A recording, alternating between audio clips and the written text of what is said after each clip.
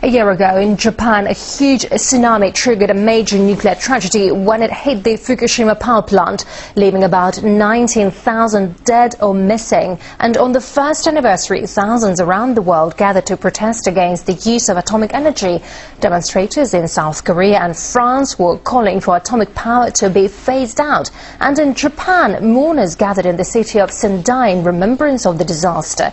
And to discuss what's being achieved a year after the tragedy, we're now joined live from Vermont by Arnie Gundersen, his energy advisor at Fairewinds Associates. Very warm welcome to the program. So there are reports that even though the plant is now shut down, fusion products such as uranium are still generating heat. So what is the status of the plant right now and the nearby city? Good morning and thanks for having me.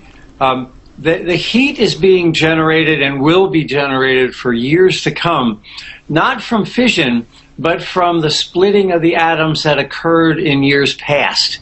All those atoms are still radioactive, and as they decay, they're going to generate heat for many years to come.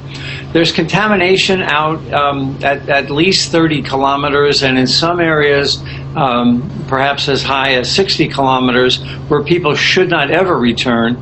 In addition, I was just in Tokyo and took 5 samples, and those 5 samples were high enough to qualify as radioactive waste here in North America.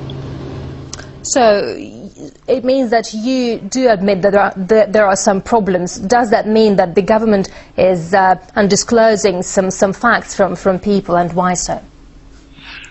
I think the government has been slow to disclose facts ever since the accident occurred. There's clearly the cleanup is going to cost around $500 billion US, and that's not just for the site, but for the prefecture of Fukushima as well. But the contamination goes well beyond the prefecture. Like I said, I picked it up in Tokyo, and that's 250 kilometers away. The entire north of the country has a public health hazard here because everyone is exposed to radioactive cesium, radioactive strontium, and other isotopes. We know the UN Atomic Energy Chief has said that meaningful steps have been taken to strengthen global nuclear safety since Fukushima, while Greenpeace says no lessons have been learned.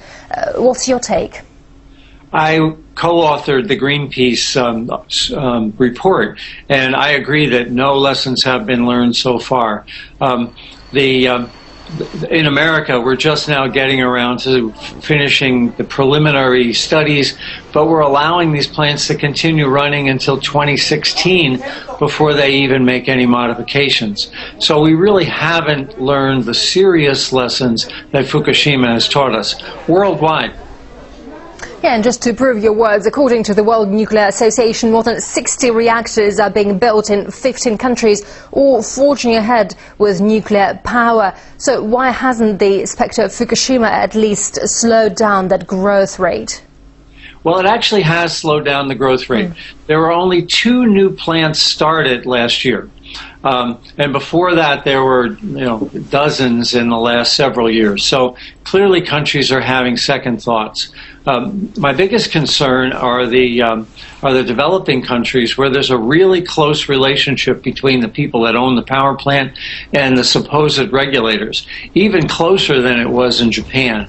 So I think we have many accidents waiting to happen throughout the world. Fukushima was not a one-of-a-kind phenomenon. All right, Arnie Gundersen, energy advisor at Fairewinds Associates. Thank you very much indeed for sharing your views with us, sir. Thank you.